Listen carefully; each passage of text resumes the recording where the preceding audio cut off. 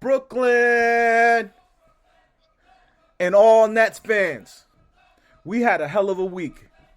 We had ups, we had downs, but we're here to talk all about it, me and my guy Bam. Let's talk basketball.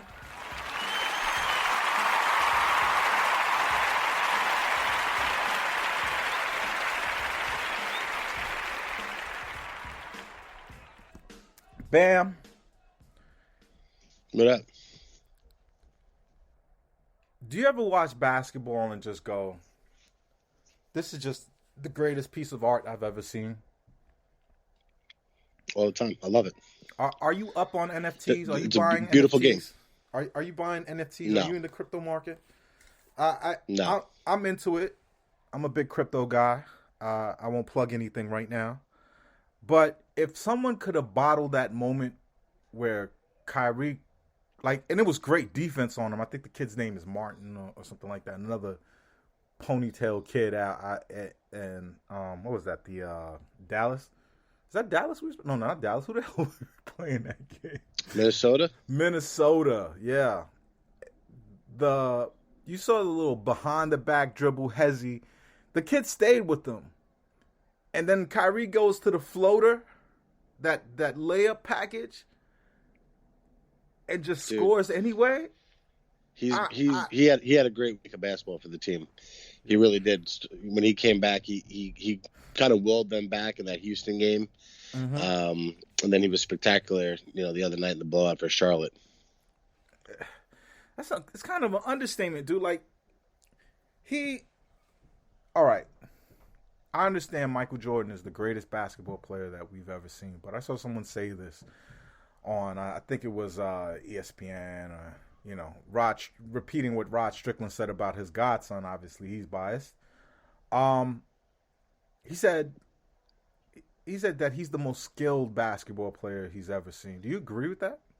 He's up there. I mean, he's up there. I mean, he dribbles. He can dribble. He shoots with both hands. Yeah, right. I've never seen that level of a dribble.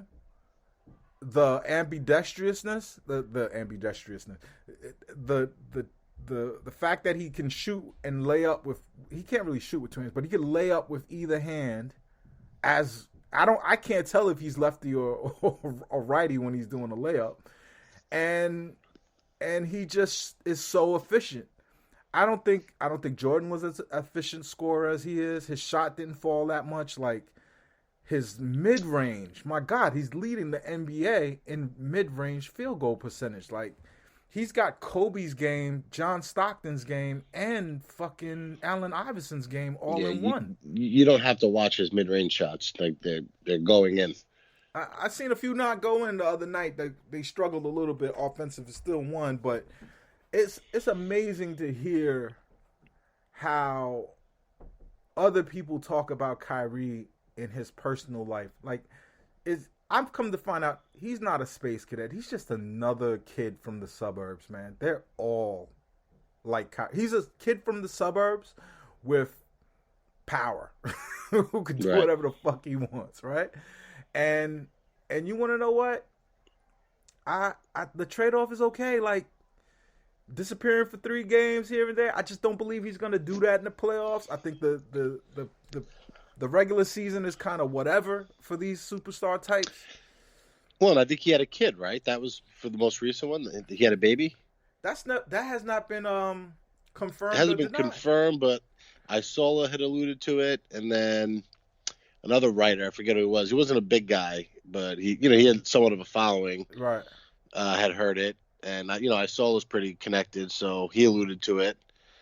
And honestly, even if he didn't, you know what? I get vacation days at work too. So, as long as, but I'm there when it's busiest and they need me the most. And hopefully he's, like you said, I think he'll be fine when the playoffs come. He's not going to go disappearing then. Yeah, my wife doesn't like it though. She's like, yo, I got to go to work 280 some odd days a year. And I was like, well, you don't have that. No offense. No, yeah, I was going to say, no offense. You should have married Kyrie. She wouldn't have to go to work anymore. Yo, do you want to, let me tell you a quick inside baseball story about about being a man and being secure in your badassness. My wife worked for Bear Stearns, and one day I was picking her up from work, and before me there was like this entourage of people going into Bear Stearns. Not an entourage, but like six dudes. I guess that is an entourage. And I looked, I was like, oh shit, that's Derek Jeter. And at the time, my wife worked as a receptionist downstairs, like buzzing people up and shit like that. And so, I wasn't going to go straight to her desk. She would see me and she would know I was there. When she was ready, we would just roll out. Yo, Derek Jeter was one of those dudes in that entourage. And he took a fancy to my wife. And when my wife came over, and I could just tell that they're doing a thing where it's like, all right, send the other dude back and give her the number, call him, like did the whole shit. Like I was kind of impressed how Derek did it. And when my wife comes to meet me finally, I'm my blood is boiling. I'm like, so. Well, Derek, you thought you were about to get divorced. Well, we were boyfriend and girlfriend then, but we just dating. So she says, so Derek had wrote something, and I probably blocked it out my mind. She was like,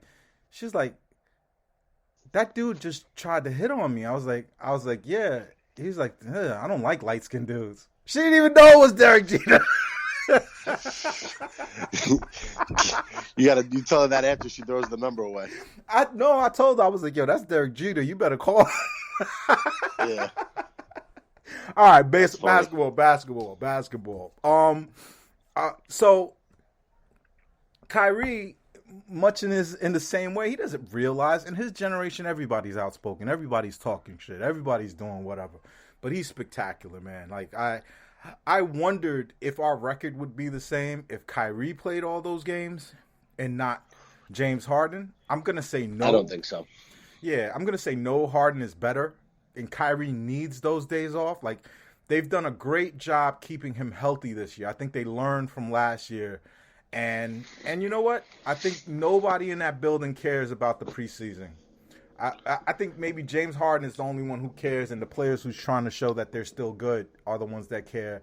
And but I don't think anyone in Sean Mark's floor cares. They just want to get to the postseason healthy and win the whole thing, man. Look, they care within reason. They're not going to sacrifice anything long term to win a game on a Tuesday. It's just not going to happen. So, it's frustrating. You check Twitter, you're excited for a game, and then you see, XYZ is sitting out, but they wind up winning half the time anyway when they're playing shorthanded. I mean, the other night I'm talking to my dad. I'm like, they win every single night. Like, there's no drama.